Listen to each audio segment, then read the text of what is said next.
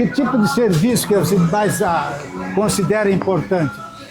Hoje, que é a linha de manipulados, que é a transformação do produto, é a linha de suco, fabricação própria, que hoje a gente vem crescendo quase 40% em relação à produção.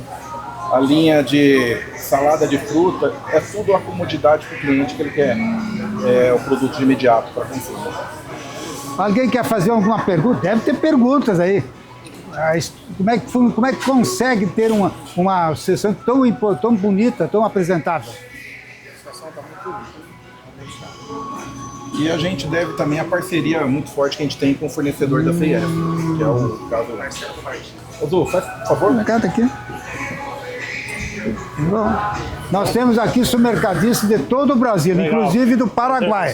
Prazer. Veja bem. Então, como é que funciona para ter essa maravilha de hortifruti? Hoje nós fornecemos mercadorias diárias, o melhor do CEAGESP, né? E nós tenta fazer o melhor da mão de obra também. Melhores especialistas, supervisores, líderes de lojas, equipe de montagem, equipe de decoração também. Então é um pouco do nosso trabalho é isso que vocês estão vendo. Você está falando como fornecedor. Como fornecedor. Hoje nós temos uma parceria com o Plus há uns 4 anos já, né? Então, você é do supermercado ou é o fornecedor? Nós somos os fornecedores do hortifruti deles. Ah, certo. Empresa CIF. Mão de obra. Ele fornece a mão de obra. Isso. Eles fornecem a mão de obra. Então a mão de obra de vocês, os funcionários de vocês São nossos. ou só dessa parte de hortifruti, Os funcionários, né? Só da parte de hortifruti. 90% dos funcionários são deles. A gente divide a parte de funcionários colaboradores na parte manipulado suco, salada de fruta. Além de nós prestar o serviço da compra deles, nós fornecemos a mão de obra, a logística. Certo, então para mim entender melhor, toda a parte do hortifruti são vocês que fornecem. Nós que fornecemos. E a mão de obra é de A mão vocês. de obra é nossa. Então assim, para vocês é bem melhor porque tem menos. Mas tudo isso com parceria com eles também, né? Eles Com parceria. sempre na supervisão deles também. E hoje, ainda mais com a dificuldade que temos, isso a nível Brasil, com... Estão ouvindo aí tudo direitinho? Estão ouvindo ou quer aumentar o volume aqui? Aumenta o volume, então tá bom. Com a dificuldade que a gente tem hoje, nível Brasil, em relação a aderir mão de obra, então isso facilita muito pra gente. Para ter promotor na loja, né, da sua equipe, precisa atingir um percentual de compra para Sim, conseguir a ter gente fornece a cada 40 mil, 45 mil em compra, a gente dá um promotor. 80 mil, 2 promotores. 2 promotores. Mas não é tudo uma parceria também, né? Às vezes uma loja compra 60, 70 mil, tem 3. É pela necessidade. Tem lojas. Isso aí era mais uma pergunta que eu ia fazer, se vocês têm assim uma métrica, uma visão, um objetivo de quanto X valor de venda para cada funcionário, isso dentro do hortifruti, qual é a média que vocês buscam isso hoje? Ou o que vocês alcançam hoje? Hoje a gente vai muito baseado no que eles já entregam pra gente, né? Cada 40 mil um colaborador. Cada 40 mil um colaborador. Isso da compra dele para nossa empresa. Sim, da compra dele para a empresa de vocês. Mas sempre tem uma parceria. Vamos atingir uma meta de compra, vamos dar mais uma atenção lá. Tem a parte de supervisores. Só na rede dele tem 3 supervisores rodando. Nas outras redes também. Então é bem completo. E a gente tem a particularidade de lojas, né? Lojas que você trabalha uma margem um pouquinho melhor pela localidade, e lojas que são mais oferteiras, então a margem é um pouquinho menor. Então essa que entrega uma margem melhor, você consegue trabalhar com produtos mais elitizados, e aí você tem uma ajuda melhor também em relação à mão de obra. Aí uma outra pergunta também, vocês colocam o produto aqui dentro e dão uma porcentagem para o supermercado ou não? Você compra e você é responsável? Não, a nossa forma de trabalhar... O que perde é a responsabilidade de vocês? A gente tem algumas parcerias com alguns fornecedores, alguns que, caso batata, banana, né, que tem a troca. E aí tenta bater alguma coisa, né?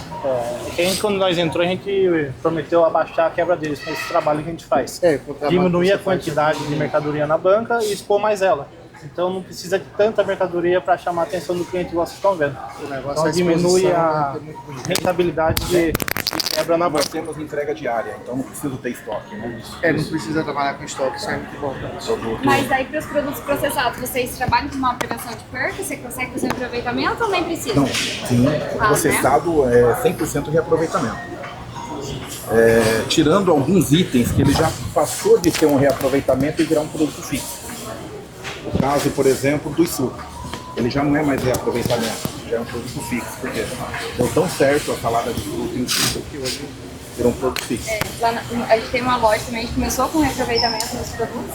Depois a gente precisou fixar produtos para ter fixo, porque é praticidade, desde legumes também, tipo uma abóbora, alguma coisa assim que, né, Vira comodidade, a praticidade, né? Ainda mais para quem trabalha o dia inteiro, corrida, ele quer chegar no supermercado, pegar, não tem tempo de preparar, ele quer coisa rápida. Então hoje é onde a gente foca, é isso que eu falo que é o serviço. Isso inclusive nos verdes também, como chamado alface e tudo mais, né? O temperinho cortado, alface picada, tudo que gera o reaproveitamento você consegue gerar a venda de um lado e deixar de perder do outro. Mais alguma pergunta? Aqui, ó, por favor. Como é feito o controle das perdas e avarias?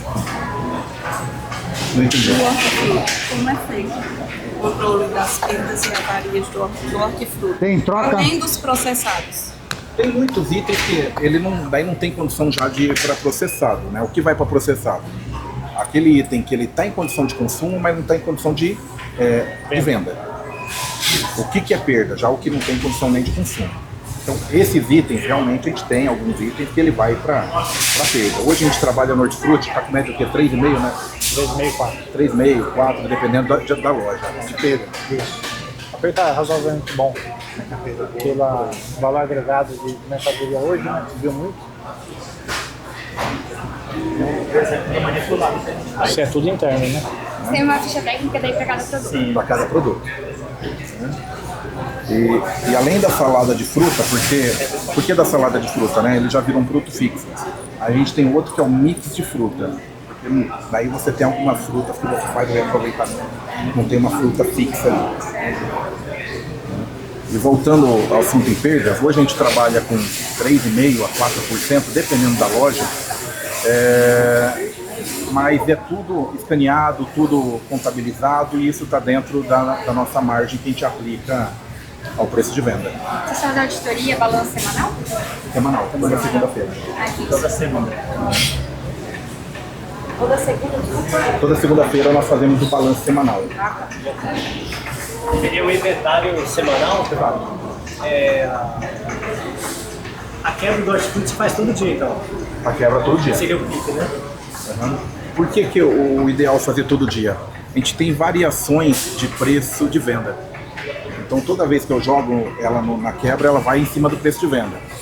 Se eu pego um produto de oferta e eu não jogo ele em determinado dia, que ele entrou no preço negociado, e eu entrei na quarta-feira a R$2, se eu for jogar na quinta, ele já vem com outro preço, então isso vai alterar a minha quebra também. Então por isso que ela é feita todo dia, diariamente. Muito bem.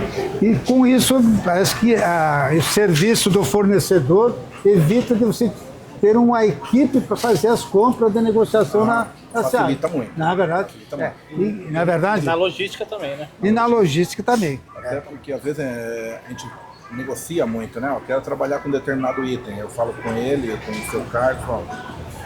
Eles correm no SEAS atrás do item para a gente trabalhar.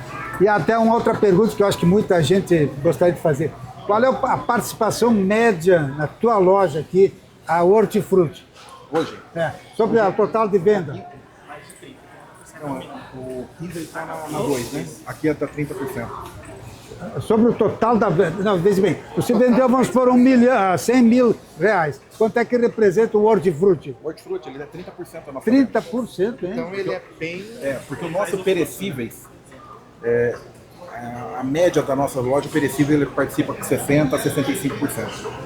Se o hortifruti é 30%, vocês têm açougue também? Açougue. E açougue, qual a Média participação? Ele bate aí 15%, dependendo quando tem uma oferta Então bem o hortifruti corriqueira. ainda é melhor do que o açougue. Se tem umas ofertas corriqueiras, daí o açougue chega a passar. Né? Mas no dia a dia é o hortifruti. Tá. Porque nós vamos ver todos esses setores principais, né? Principalmente os perecíveis, né? Que é o que faz a diferença. Por que os hortifrutis estão na entrada da loja? E não lá no meio, lá na saída. É o cartão de visita, né? Até mesmo por isso que tá a participação alta, né? E a gente começa sempre com as frutas especiais, frutas onde tem uma margem melhor e a oferta sempre no fundo para trazer o cliente a rodar a loja inteira. Ué, nós vamos ficar 2 horas aqui dentro, hein? Você... semanal que você fazia, só na parte do hortifruti, vai para o resto da loja inteira também? Hortifruti, açougue e alguns itens específicos do setor de fruta. Entendi. E na parte da loja é rotativa, a gente faz. Então a gente tem o regional de prevenção. Ele passa, ele faz o acompanhamento. Então quando tem um sem movimentação, ele pede o rotativo dos itens de gelo. E curva A, curva B. Aí a gente faz esse controle. Mais alguma pergunta, pessoal? Podemos seguir? Tá, vamos indo lá então, por favor. Vamos ver aqui, vamos ver. Vamos lá. Padaria aqui, vamos lá.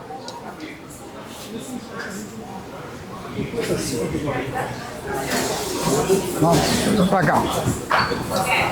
Hoje. Vamos lá. Pra cá, pessoal. Pode ficar pro lado de cá, assim. Ó, aqui, ó. Isso, por favor.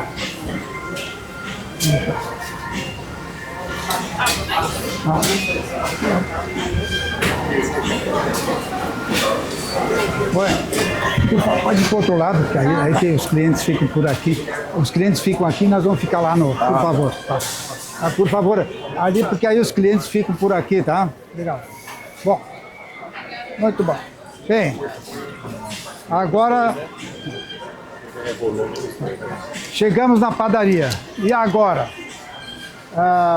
Padaria, confeitaria, né?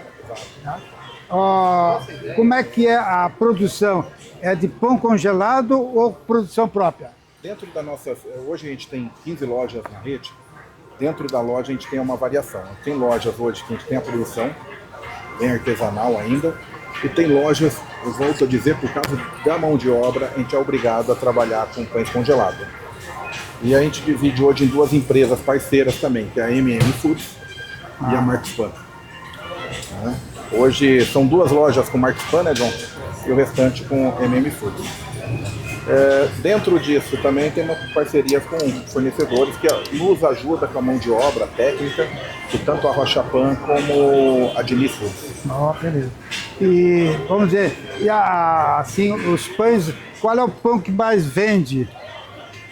Tirando o carro-chefe, que é o pão francês, que ele participa aí com 70%, dependendo da loja, até 80% da venda, né? Então, quando você sai da tua casa, é o único item que você tem a certeza vai comprar na padaria é o pão francês. Então esse a gente tem que garantir que ele esteja com qualidade, esteja o miolo branquinho, esteja crocante, né? E os demais, daí vem pão de queijo, pão italiano, a gente trabalha muito forte a linha de sonhos, então aí depende a gama de cada loja, que tem as particularidades de cada região. Certo. Mas o top 5 sempre é aos meios. Né? E até a propósito, qual é o preço do pão francês, o pão quilo? Hoje nessa loja está R$17,90. Pode variar de algumas unidades, de acordo com a região. Subiu o preço, né?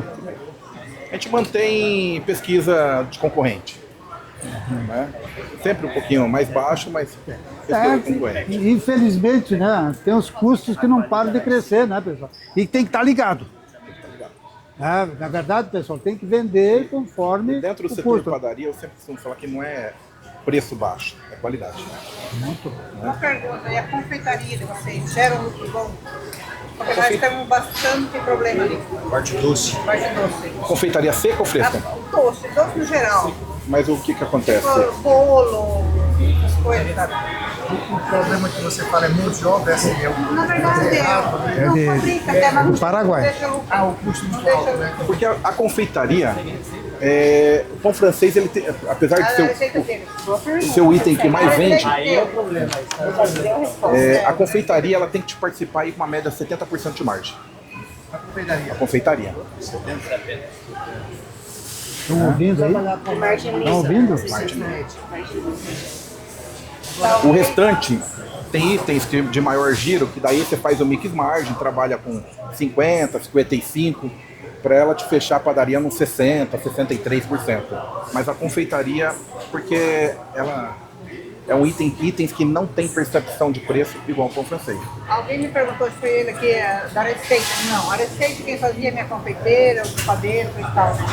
Então hoje a gente está criando a receita por sistema, tudo certinho, mas isso é muito recente, vai o quê? Vai 3 meses por aí. Aí entra Então, numa não tem questão, certo. o que acontece lucratividade maior dentro de uma padaria? Acertar receitas. E bater no padrão. Né? Bater padrão.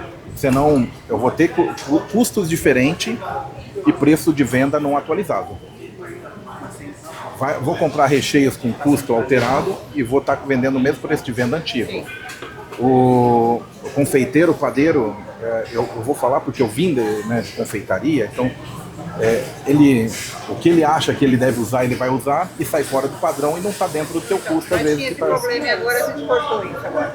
É bem recente. Então nós buscamos ajuda e começamos faz uns 3 meses. Para ele usar 100 gramas, ele coloca 200, então isso tem que acertar direitinho. De chegar a fazer um bolo bonito, cortar 3 prestígios e colocar em cima para deixar Exato. bonito. E a gente vendendo por quilo, não tem lógica, Não tem né? lógica. Então foi esse o problema. Aproveitando, a participação da padaria e a confeitaria do total, em média, na tua loja? Hoje, em geral, na rede, ela bate aí. Essa aqui está com 8%, mas eu tenho loja que dá 12% de participação.